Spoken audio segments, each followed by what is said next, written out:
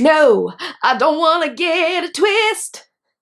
I don't want to get a twist in my knitting. I'm gonna cast on in the round. I'm gonna make a hat or some gloves, and you get the warning. Don't introduce that twist. No, no, no, no, no. Don't do the twist. We don't need no chubby checkers. Don't do the twist. Hey all y'all, welcome back to my channel. My name is Carrie and this is where I talk about knitting. My tips, my tricks, my opinions, and my preferences. And today, it's all about avoiding a twist when you cast on in the round. Yes! This is one of those things when you first learn how to knit in the round. You get the big warning. In metaphorical neon lights, do not introduce your twist when you join in the round, but it's a really easy thing to do. There's actually a really simple method to avoid this problem and never again sit there and look at your work and go, oh crap, there's a twist. And then have to decide, am I going to try to pretend this is a Mobius even though it's not? Or am I gonna suck it up, put on my big knitter pants, and frog this? That dilemma, we can avoid it, and today I'm gonna show you how. So, hit subscribe, hit the notification bell, give this video a thumbs up, and let's cast on some stitches.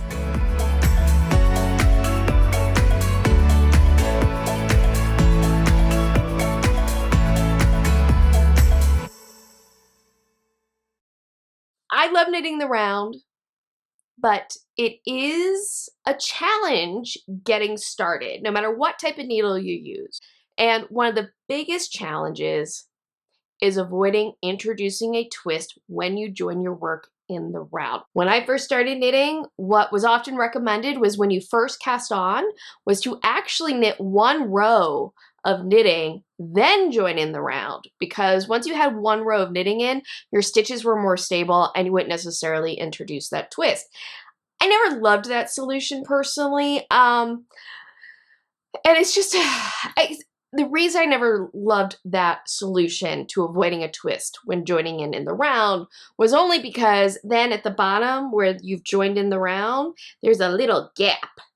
And you have to sew up those gaps. And I've never felt like I've done a particularly good job of sewing up that gap, and it annoys me.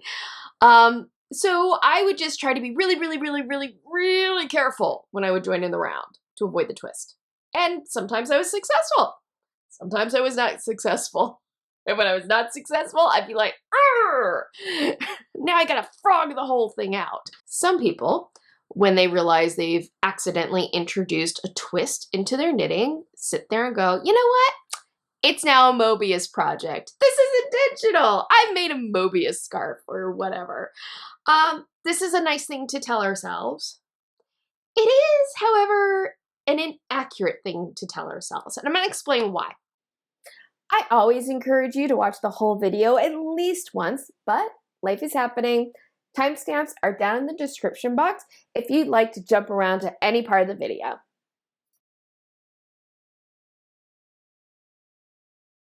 So you might be going, well, Carrie, what the hell is a Mobius? Well, this is a Mobius cowl. In fact, I made this cowl from a pattern that was created by Kat Bordy. May her memory be a blessing. Kat Bordy was really important in the knitting world, and one of her biggest, best, most amazing contributions was coming up with Mobius knitting and a cast on to make Mobius items, and it's so cool. What is a Mobius? Okay, so a Mobius is a strip. It can be a strip of paper, it can be a strip of space, it can be a strip of fabric, but it's a strip that has a 90-degree twist introduced to it. And what that creates is this looks like it has two sides, side one, side two. Haha, but it does not. In fact, this is one side and this is one continuous edge. And I'm going to prove it to you right now. I'm going to take this, all right? I'm going to put it right here, okay? I've placed this marker right here. This looks like it's the opposite edge. In fact, I will mark this point as well with a different color marker. If I run my finger along here, I should never come up to this pink marker, right? All right, let's watch what happens.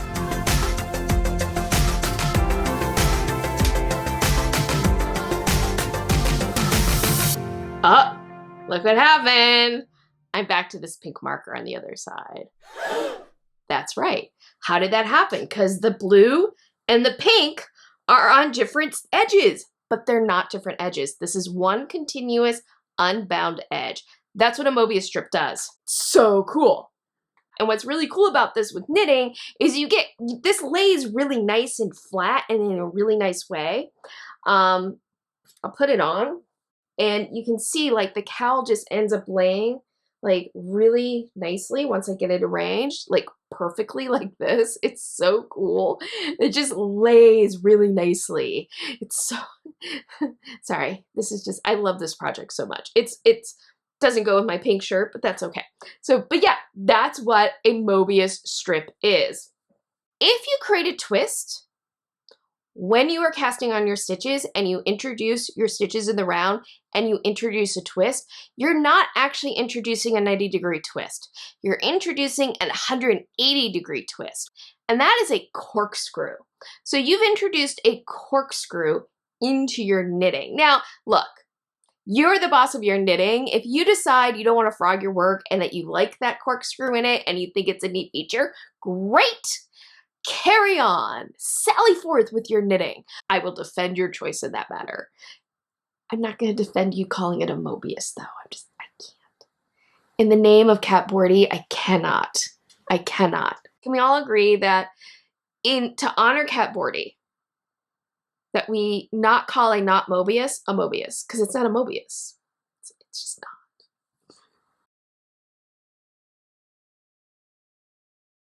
Overview time. Basically what we're going to do is we're going to cast on our stitches like you normally would.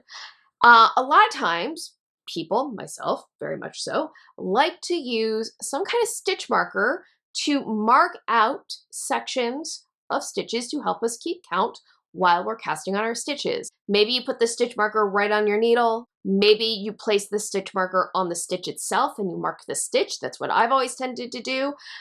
But what we're going to do instead for when we knit in the round is we're actually going to place the stitch marker on the running thread between two loops of yarn that we have casted on. And this is not only going to help us keep count of our stitches as we cast on, this is also going to give us a visual cue to look at, to understand that our stitches are arranged correctly as we knit our first round and join in the round. So, as always with knitting, or as usual with knitting, this is much easier to demonstrate sometimes than to explain. So what I'm going to do is, I'm going to take my yarn, and I'm actually going to throw it on the floor, like I like to do for tensioning purposes, because it's easier when the yarn is on the floor. And I'm actually going to start putting my locking stitch markers right onto the yarn itself, like this. I'm going to cast on like 40, maybe 60 stitches. We'll see how many I feel like. I see why I do it this way as I cast on. I'm going to cast on 60 stitches. So I put on 5 stitch markers to mark off every 10 sets of stitches. You don't put down 6, you put down 5, because that last set of 10 stitches you don't put a marker on at the end because you're going to join in the round. Anyway, so now that those are down there, I'm going to just start casting on. I'm going to use just a long tail cast on. Now when I do this, I want to make sure that I have my stitch markers over here coming off my thumb and on my tail, because this is actually what's going to create the running thread that I want my stitch markers to hang off of. So that's important. So I'm going to cast on 10 stitches. 1, 2, 10. All right, so I have 10 stitches. 2, 4, 6, 8, 10. Now I'm going to take one of my stitch markers. I'm going to just run it up the thread like this. And I'm going to have that stitch marker just come up right next to my needle. Sometimes I have to hold it with my hand a little, with my right hand, just to make sure it stays there. And then I'm going to cast on another stitch. Now that stitch marker is in place and it's locked there. And now I'm ready to continue casting on. So 1, 2, so here's my stitch marker right here. Bring this up closer. So right here's my stitch marker, right? So this is my first 10, this is my next 10, and it's sitting in between stitch number 10 and stitch number 11. And it's hanging here off of the running thread down here. So I've done 10 stitches. I'm going to go ahead and I'm going to place my next stitch marker.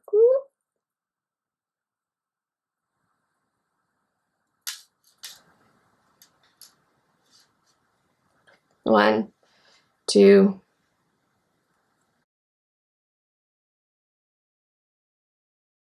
Now I put these stitch markers down here because I like kind of just running them up, putting a hold on the stitch marker and then doing my next stitch, and voila. And these kind of act as a progress tracker as I'm casting on stitches, so it makes it easier to keep track of my stitches as I'm knitting. But you don't have to do it this way. If you prefer, you could have just some stitch markers sitting right by you, and then I just did 10.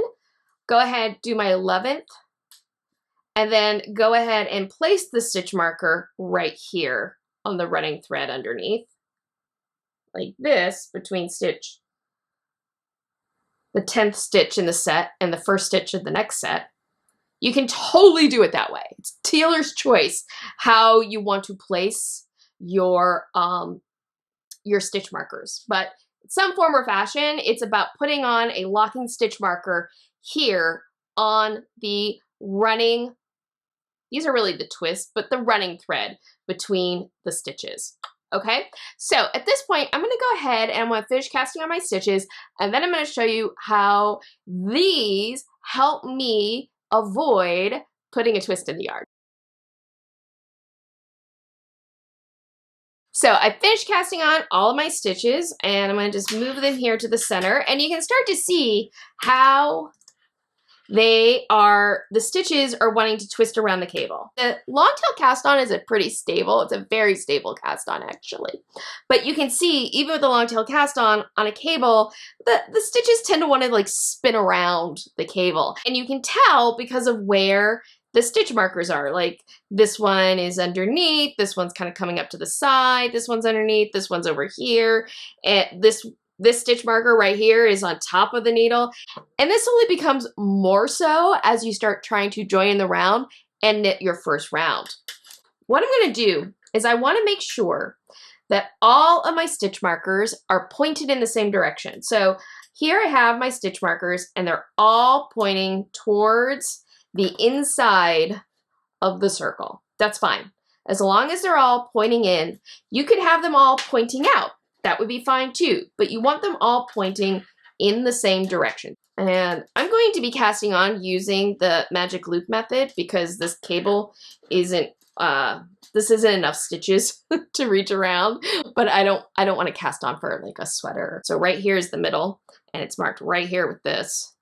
I'm gonna do my little pinch and separate my stitches out. So I've split my stitches. My tail is to the back of the work. And I'm going to look and I'm going to see that my stitch markers, make sure they're all pointed in the same direction. All of my stitch markers, what I want to see is that my stitch markers are underneath the needle. And if they're underneath the needle, that means the stitches aren't twisted. Okay. I'm good. But even if, as I'm about to do what I'm about to do, things get a little wonky, it will be okay. Because as I knit my first round, I will be sure not to introduce twist as I'm doing that. So I am now ready to join in the round. I've got my stitches all set up. There's no twist. We are ready to go. So this is magic loop. I'm going to be knitting off this needle, which means I'm going to pull this needle out, let those stitches just hang back there and do what they're going to do. I'm not going to worry about them. I'm just going to worry about the stitches that I am working in front of me and making sure that these stitch markers stay underneath my needle. pointed down. Do, do, do, do. And we're gonna just, oops.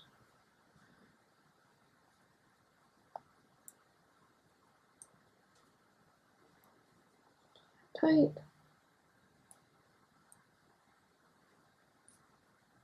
I am now joined in the round, and I'm going to knit my first round. Magic loop, by the way, is not actually my favorite method for knitting smaller circumferences in the round. I much prefer using 2 circular needles. I just didn't feel like getting that set up today. Here I'm coming to my first stitch. Everything's looking good. My stitch marker is pointing in the correct direction. My next set of stitches all look like they're in the correct position. I'm going to keep knitting. I actually prefer 2 circular needles for knitting smaller circumferences, and this method works for that as well. Like, this will work for anything. Anytime you're joining in the round, using stitch markers to make sure your stitches are oriented correctly on your needle so that you're not introducing a twist, this can be used. So that's my next one. Everything's looking good. All of my stitches here look like they're in the correct direction. There is some wonkiness happening right here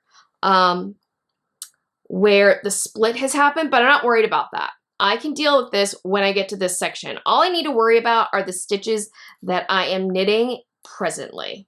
So it's these next 10. And as long as these next 10 are all correctly, I can sort out anything that comes later. Alrighty, here. There is definitely some wonkiness going on, but it's going to get itself worked out in just a second. All right, so I'm going to do this last stitch. And now I'm ready to work the second half of my stitches, but this is all looking good. There's this huge gap here. There's things I can do to fix that. I'm not worried about that. I can always fix that. But this is all looking good right here. So next, we're going to turn the needles, and we're going to get ready to knit the second half. Now, this part, when you're doing magic loop, or you're doing 2 circular needles and you're switching to do the second half of your stitches, is where twists can occur. This is where things can go wonky. But that's okay. We've got our signposts. We've got our stitch markers, and these are going to let us know if anything is going awry. So first thing I'm going to do, I got all my stitches here up on the needle, the second half. My back half of my stitches that I already worked are hanging out here on the cable. And this is what I'm going to look for. This here, this is my locking stitch marker. It's hanging down. The other thing I'm going to work, and again, this is only true for long tail cast on. Right here, notice there's these 2 parallel strands of yarn. They're open. That means nothing is twisted. That's what you want to see when you get to this kind of gap here, is you want to see that these 2 parallel strands of yarn are not twisted. This strand of yarn was the yarn that was coming off the working yarn that was creating the stitch. And this strand of yarn here at the bottom, that's the tail yarn that was used to knit into, if you just want to know what's going on. All right, but now I'm going to look at my stitches, and this stitch marker is laying down, is underneath the needle. This stitch marker is laying underneath the needle. This is all oriented correctly. At this point, I shouldn't be able to even introduce a twist because all my stitches are sitting up here on the needle stable. Everything is turned around the correct way. At this point, I should be home free. We will find out when I'm done. I finished joining in the round and knitting my first round. Now is a very important moment because now is our last opportunity to make sure that we haven't introduced a twist, and we have introduced a twist, fix it. So here's my knitting. What I'm going to do is I'm going to lay it flat, and again, I'm going to make sure that all of my stitch markers are in the same direction. So in this case, they're all pointing out. That's what I want to see. I want to see all my stitch markers are pointing out. That's awesome. This is a really good sign that I did not twist my yarn. What I'm going to do is I'm going to take my finger and I'm going to run it along the stitches like this. It really helps to do this on a flat, stable surface. And I'm going to make sure that I run it along and I didn't find any twist. And I don't. I avoided any twist. There's no twist here. But, what happens? What can you do if maybe by accident you did introduce a twist? I'm about to show you. What I'm going to do, we're going to take the finger and we're going to run it along. Oh, wait, look, right here. There's a twist. I'm going to try to run this along. See, maybe if it's not really a twist I introduced. And nope, there's a twist. There's a twist here.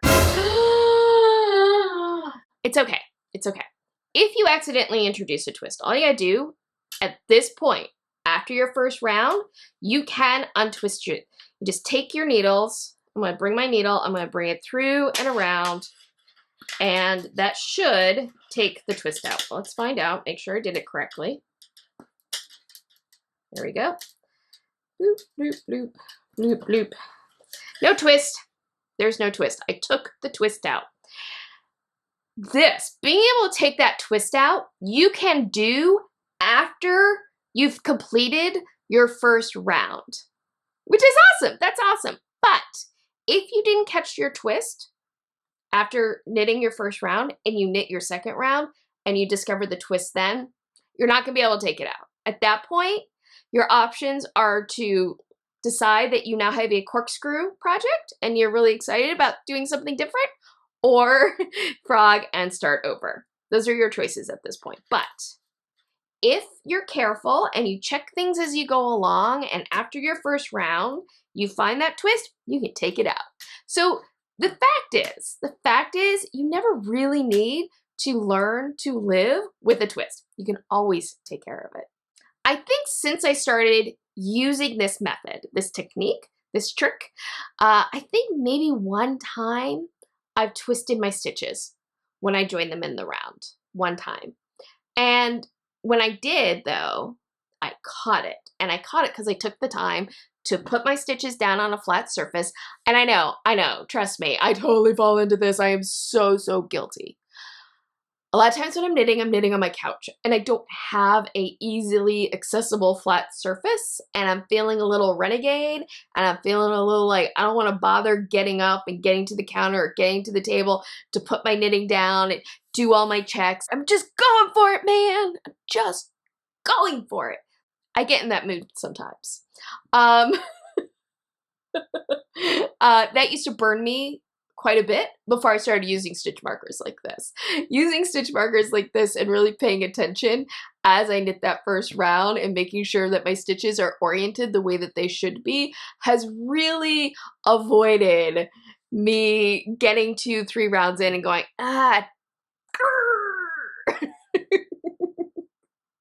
So I think it's worth it. I think it's worth using the stitch markers. So now I want to hear from you. What tips and tricks do you have to join in the round to avoid twisting your stitches? Have you twisted your stitches and said, it's a Mobius now? Or are you like me where you're like, oh, I can't pretend. It irks me. It's just not right. I'd love to hear about it. I love you. I'd love to hear about it. Please feel free to comment down below and let's have a conversation about joining in the round. All right, well, I hope that you enjoyed today's video. You got some great information out of it. If so, please be sure to give this video a thumbs up and share it with your knitting friends. Liking videos, sharing videos, commenting down below.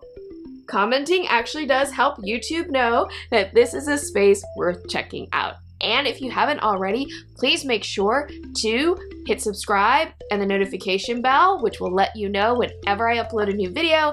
And that way you never miss one of my exciting videos. Because they're so exciting. I'm so excited about them. If you'd like to follow me on social media, you can find all of that down in the description box, as well as links to the materials that I used today. These will be affiliate links that are clearly marked, and when you click on affiliate link, you make a purchase, I may then earn a small commission, and these commissions help support my channel so that I can buy supplies for tutorials, for reviews, or help me get upgrade equipment so that I can improve the quality of my video and help grow this community and be a resource for this community, because that is my goal. My goal is just to help spread the joy and love and knowledge and the everything about knitting and crafting. Once again, thank you so much for joining me today. I hope that you have a wonderful day, evening, weekend, weeknight, whenever you may be watching this. And as always, happy health and happy crafting. Bye!